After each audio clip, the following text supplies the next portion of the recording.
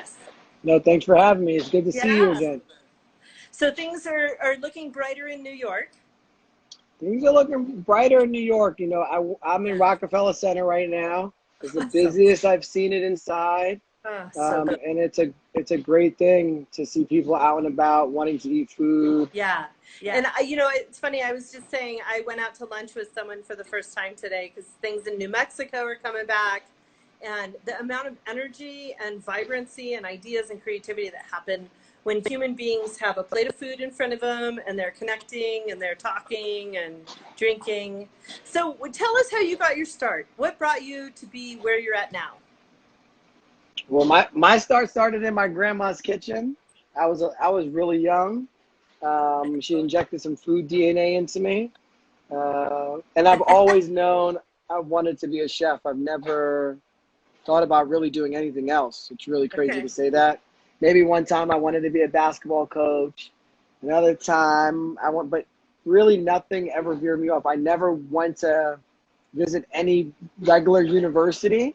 I That's always wanted to go incredible. to Culinary Institute That's of sort of a America. blessing, right? Like, do you feel blessed to know your life's calling from a young age?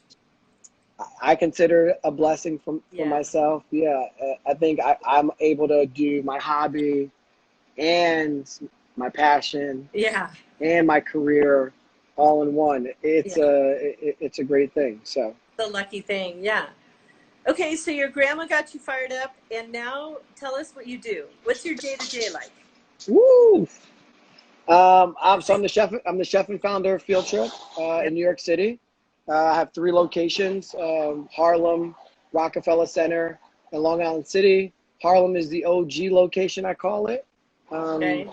And what I'm trying to do, or what I believe I'm doing, is disrupting the way people view food in brown and black neighborhoods, or on the other spectrum, what cultural food can look like in a fast casual setting in big corporate buildings as well. So there's kind of these 2 buckets, and the connection of it is really through people, through where you've been. You're on a field trip, and you're getting something delicious at the end of the day. Yeah. Yeah. So it's really easy to gloss over and say, oh my gosh, you're so successful. You did it all. Have there been times over the past year when you felt like things were falling apart? I think things are always falling apart. I'm always chopping at the block. You know, you might consider me successful. I just consider myself getting started. I'm just very fortunate to still be able to be in the culinary space, have a restaurant. During the pandemic, it was really tough for me, but without the community of Harlem, we would never be having 3 locations now. We would never be open. I'm really just getting started on the journey, really, really breaking the barriers down in a way where I have control of the narrative. I'm seeing the way we get to connect with food and people, and kind of what food looks like on the table. Let me ask you, because there have been times when I've talked to entrepreneurs who are struggling, who feel like they don't know how to ask for help. It's like the flip side of being such a strong-willed person means that asking for help can be intimidating or embarrassing. How do you ask for help? I think you can't do it without asking for help. I mean, if I go back to like a Yeah. pivotal point in my career, can you hear me? We're being a little choppy. I want to make sure okay. I think one of my pivotal point in my careers was a good friend of mine is Steph Curry CEO Jerron Smith. Mm-hmm. I was leaving a restaurant called the Cecil, and I said, "Hey man, I don't really know what to do next. I'm trying to raise money." He said, "Well, there's got to be a friend you can call that can help you get to the next spot."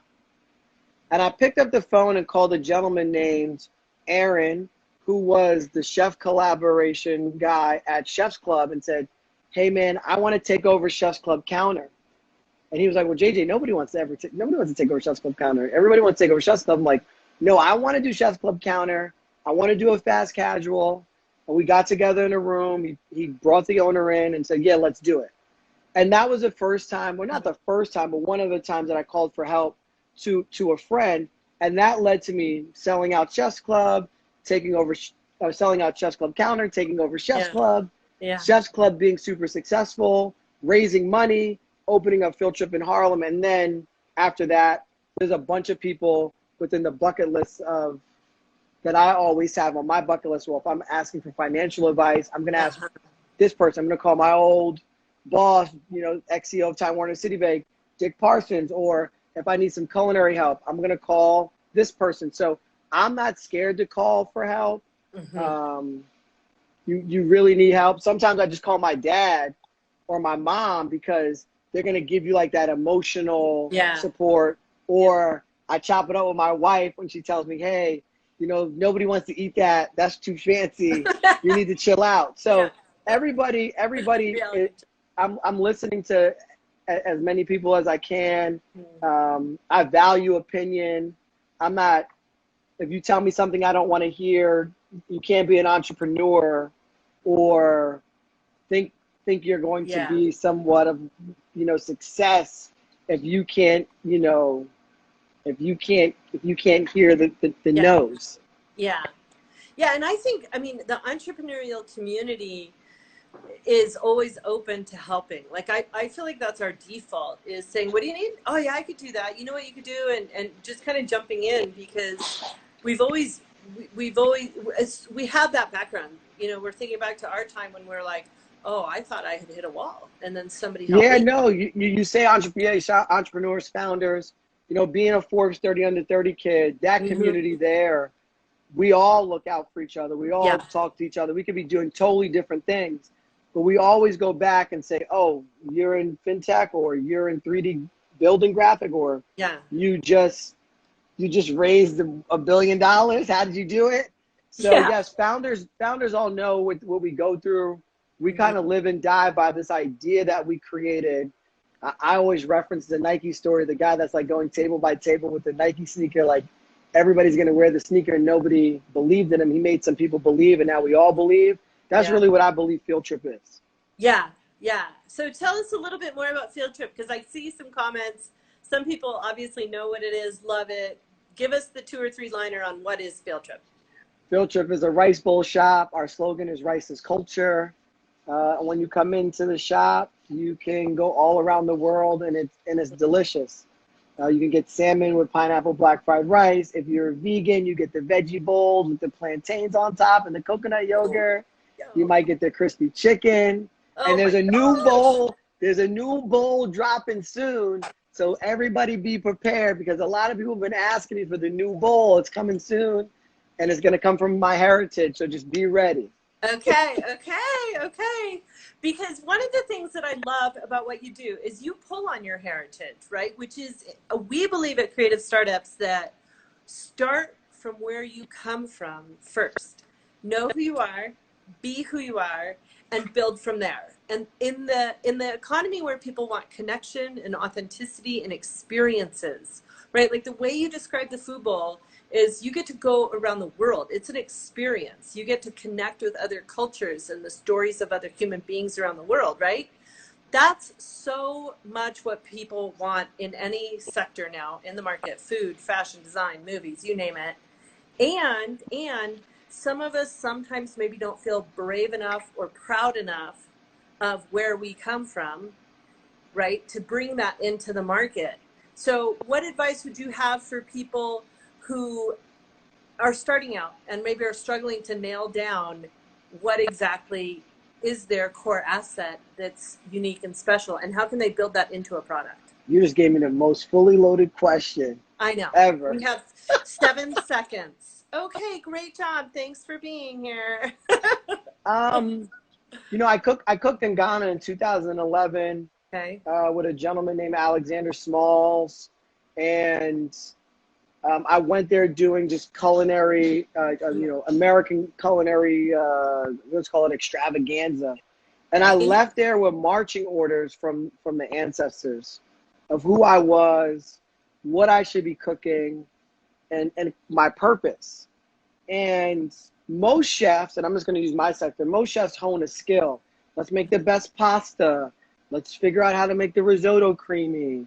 They're honing something that's been created before. Okay. I reached into the pot of like who I am. I'm a true kid of the African diaspora. And then how can I cook that food?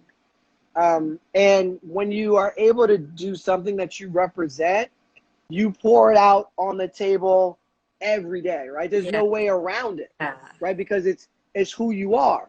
So if you're a fashion designer, you should be creating fashion from your culture. If you are in literature, you should be writing from your deep stories of your ancestry, right? Because so many people have been telling people of color stories for so long that the stories are so wrong. Yeah. And this is the only way to course correct it. And for me, food course corrects. So if you don't know about Indian food, you go to an Indian restaurant. If you don't know about people in India, you go to an Indian restaurant. And the next thing you know, you're like, oh my God, this curry, this roti, this is so good. And then you want to learn more about them. Yeah. So I think food breaks down barriers. I do too. I believe food is the greatest connector, biggest conversation player of it all.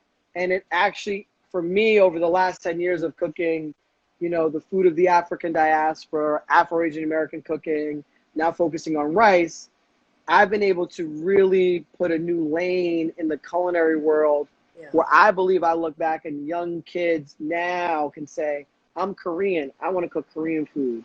Or I'm from this part of China and I'm going to cook this type of Chinese food. Or I might be from this little town. I was reading about a chef, like he was digging deep to his Croatian heritage. He's cooking food from Croatia, from the deep Adriatic. I'm like, I've been there before. Wow. So, people feel that they, why not? Why not cook your food? Yeah. Or why not be who you're supposed to be?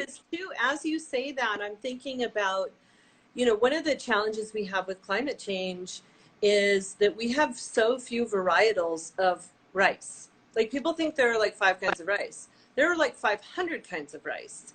And in addressing climate change and being able to make sure we can feed people as, land is desertified and flooded and all of these problems that are coming our way, going back to who we are or were and recultivating, pun intended, right? A lot of these varietals and celebrating the diversity of food and varieties and people and cultures. Like it all goes hand in hand toward healthier societies, ecologically, humanly, etc.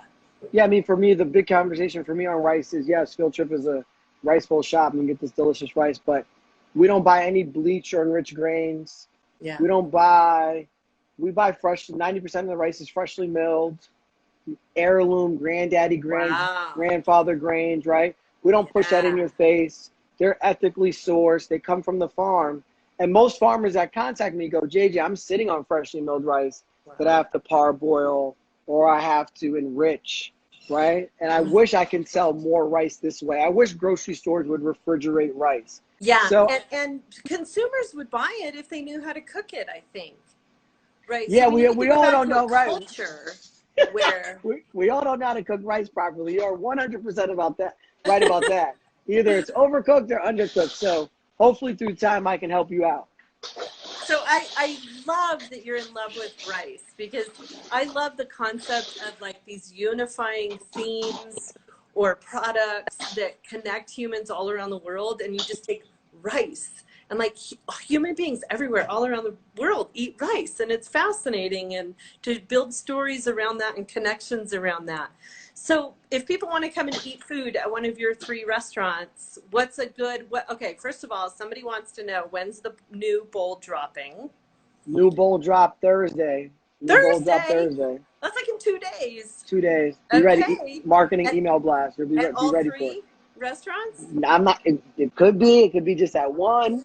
You don't know. The mystery. The mystery of the rice. All right. All right.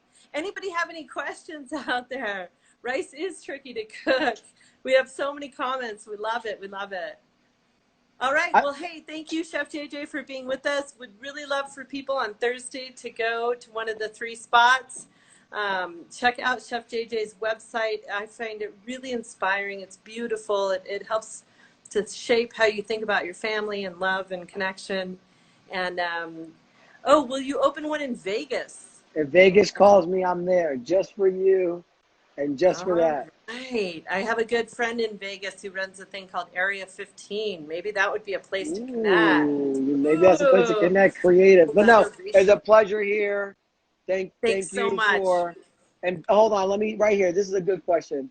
Biggest lesson as a business owner, just Okay. be prepared for failure, because failure comes in all different ways, not in the ways you think it will come at any time.